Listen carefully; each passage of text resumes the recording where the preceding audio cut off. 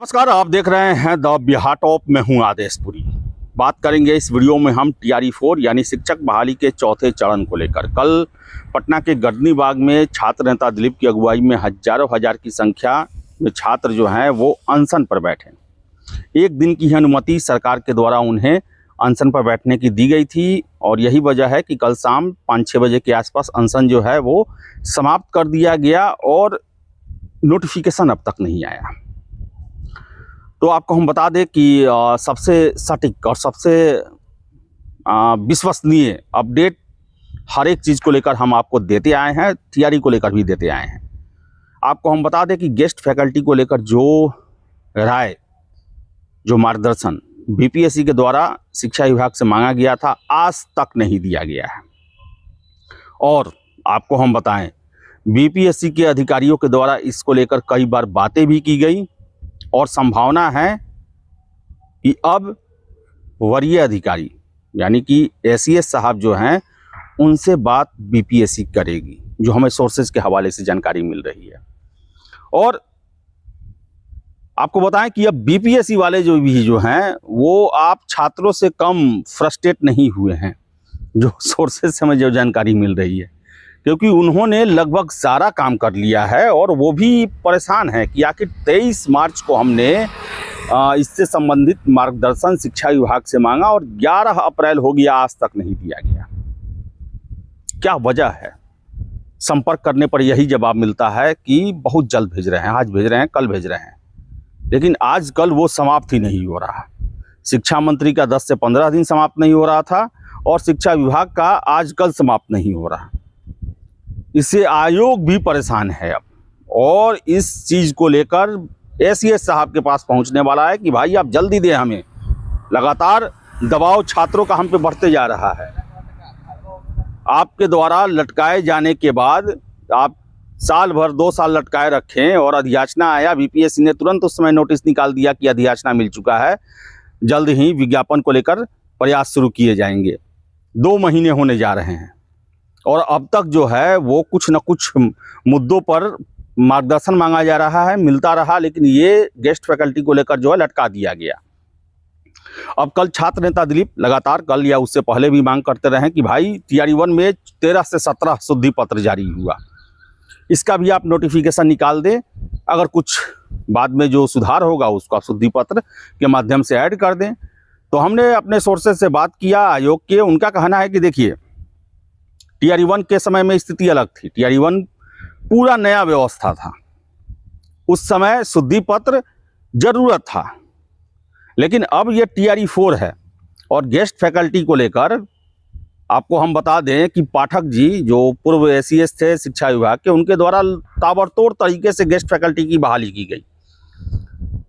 सैकड़ों छात्र, हजारों की संख्या में छात्र जो हैं वो गेस्ट फैकल्टी के रूप में बहाल हुए हैं और मिनिमम देखा जाए तो उनका 5 नंबर का जो है वो दावा बनता है।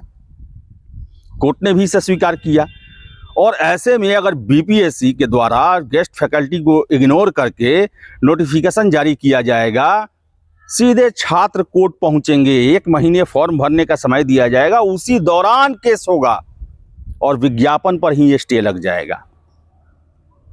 तो ऐसे में जो सोर्सेज हैं उनका यही कहना है कि हम खुद इस प्रयास में लगे हुए हैं। अब इस सप्ताह भी हमको जवाब नहीं मिल पाया, लेकिन अगले सप्ताह में तो पूरा चांस है कि हम किसी तरह जो है शिक्षा विभाग से गेस्ट फैकल्टी को लेकर जो उनकी राय है, जो उनका मार्गदर्शन है, उसको हम मंगा लें और उसके बाद नोटिफिकेशन दें।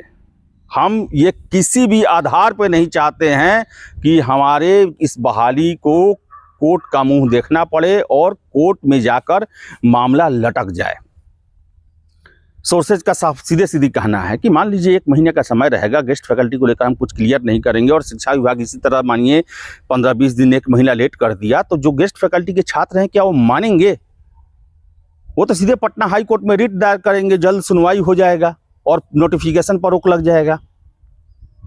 तो हमारा 22 सितंबर से जो दिया हुआ जो एग्जामिनेशन डेट है वो भी प्रभावित होगा इस वजह से। अब कोर्ट में स्टे लगेगा, फिर जो है BPSC को 1 महीना का समय दिया जाएगा कि आप उस पर जो है अपना काउंटर एफिडेविट जमा करें, फिर उसके बाद बहस होगा।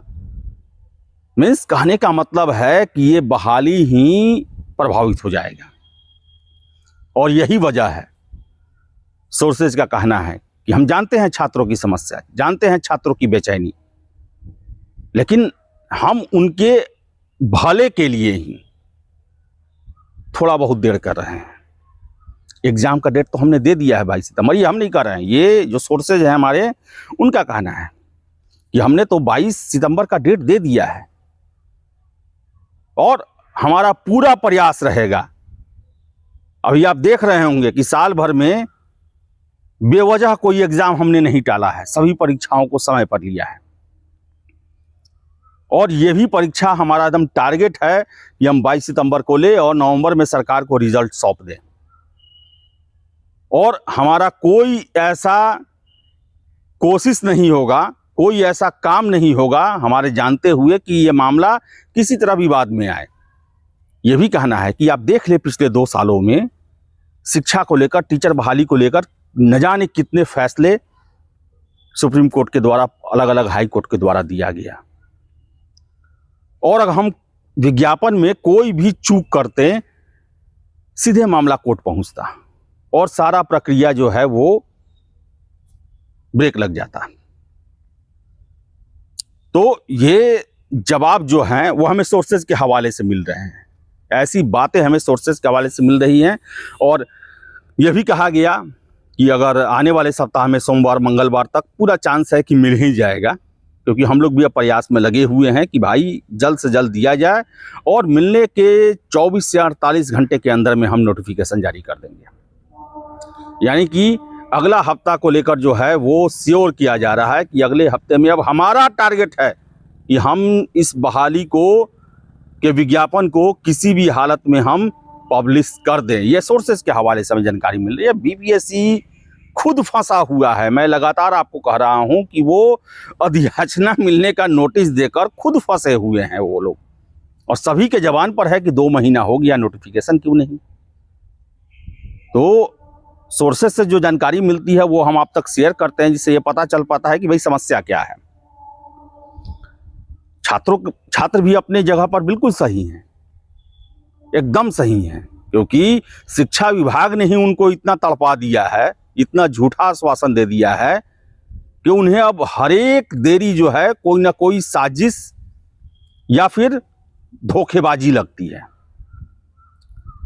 तो चलिए, बीपीएससी आयोग है, सब कुछ रूटीन से होता है और विभाग का भी जो है बहुत बड़ा उस पर ये रहता है, अधियाची विभाग जो भी रहेगा उसके दिशा निर्देश या मार्गदर्शन के आधार पर ही बीपीएससी को उस परीक्षा में काम करना पड़ता है, जिसके वजह से देरी हो रहा है। तो चलिए अब देखिए अब क्या होता है। अगले सप्ताह जो है हम आशा करेंगे, हालांकि कितने सप्ताह निकल गए, लेकिन अगले सप्ताह हम आशा करेंगे कि आपका नोटिफिकेशन आ जाए और कोई व्यवधान ना हो इसमें। तो चलिए इस वीडियो में इतना ही। वीडियो पसंद आया लाइक शेयर करें, हमारे चैनल द बिहार टॉप को सब्सक्राइब जरूर कर लें। धन्यवाद।